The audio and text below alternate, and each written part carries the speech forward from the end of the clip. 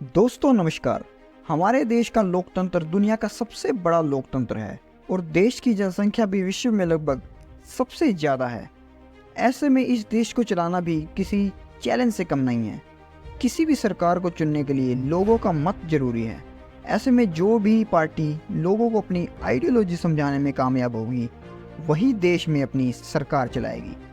मौजूदा सरकार देखे तो देश में बीजेपी यानी भारतीय जनता पार्टी की सरकार चल रही है और नरेंद्र मोदी देश के प्रधानमंत्री बने हुए हैं। दोस्तों, बीजेपी लगातार तीसरी बार इलेक्शन जीतकर आने वाली पहली पार्टी बन गई है, जो अपने आप में एक रिकॉर्ड है। स्टेट्स की बात करें तो 12 स्टेट्स में अकेली बीजेपी की गवर्नमेंट है और लगभग 6 से 7 स्टेट में अलायंस के साथ बीजेपी रूल कर रही है। किसी भी पार्टी का इतना सक्सेसफुल होना अपने आप में एक रिकॉर्ड है।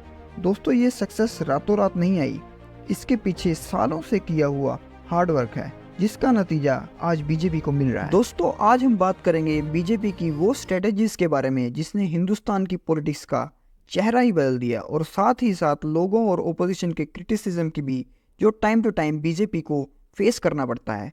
शुरू करने से पहले बता दूं, अगर मेरे चैनल पर पहली बार आए हैं तो सब्सक्राइब करें वर्ल्ड इंटरेस्टिंग फैक्ट्स को और फेसबुक पर देखने वाले पेज को फॉलो जरूर कर लेना।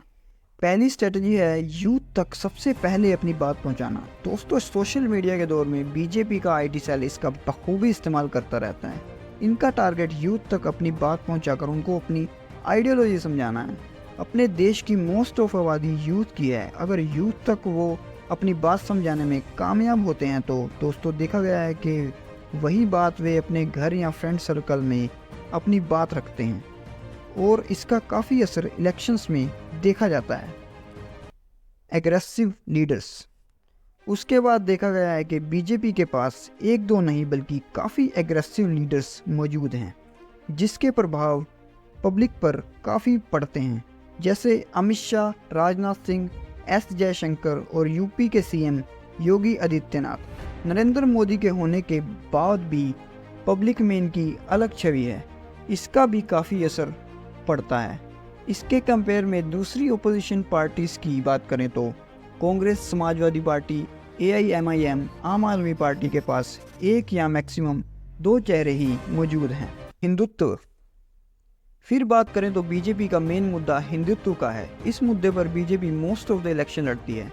इसका फ़ायदा इसलिए भी होता है क्योंकि मेजॉरिटी पब्लिक हिंदुत्व से ही संबंध रखती है, या ऐसे में देखें तो भारत में माइनॉरिटी के लिए काफ़ी पार्टीज़ मौजूद हैं, पर केवल हिंदूज के लिए बहुत कम नेशनल पार्टी मौजूद हैं। इस पर ओपोजिशन भी बीजेपी को काफ़ी घेरती है, पर बीजेपी इस पर कहती है कि वे हिंदू हित पार्टी जरूर हैं पर किसी माइनॉरिटी के विरोध में नहीं है। Bold decisions. इसके बाद बीजेपी में बोल्ड डिसीजन लेने की क्षमता काफ़ी देखी गई है, फिर चाहे इसमें नोटबंदी हो या आर्टिकल 370 हटाना हो, 3 तलाक हो या CAA लागू करना हो। हालांकि कई बार बीजेपी को इसका नुकसान भी होता है, पर ऐसे बोल्ड डिसीजन ही बीजेपी को दूसरी पार्टी से अलग करते हैं। Foreign relations.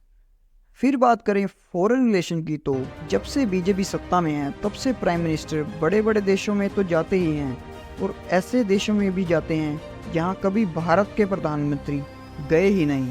For example Brunei, Ukraine, Poland, जहाँ 45 साल बाद कोई इंडियन PM पहुँचे।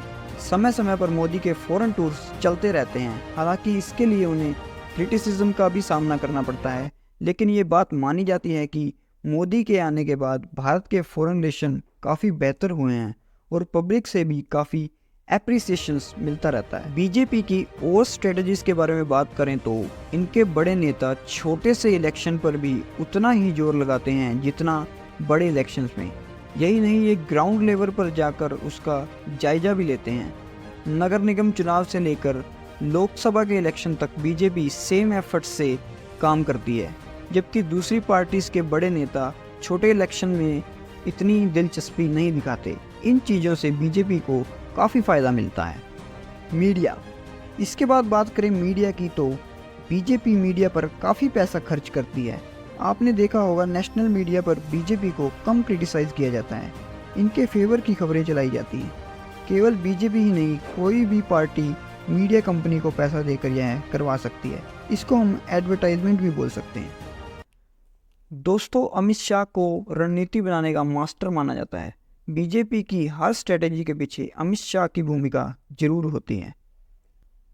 क्रिटिसिज्म, इन सब चीज़ों के बीच बीजेपी को कुछ बातों पर क्रिटिसाइज भी किया जाता है। ओपोजिशन हो या पॉलिटिक्स एक्सपर्ट की माने तो बीजेपी सत्ता के लिए हिंदू मुसलमानों को आपस में लड़वाने का काम करती है, जोड़ तोड़ की राजनीति करती है, सरकार गिराने की कोशिश करती है, दूसरे एमएलए अपने गुट में मिलाना, जिसमें महाराष्ट्र एक उदाहरण है। इसके अलावा ईवीएम हैक करवाने का आरोप भी बीजेपी पर लगता रहा है। दोस्तों, इस पर आपकी क्या राय है, कमेंट सेक्शन में ज़रूर बता सकते हैं। ऐसी इंटरेस्टिंग वीडियोस देखने के लिए सब्सक्राइब करें वर्ल्ड इंटरेस्टिंग फैक्ट्स।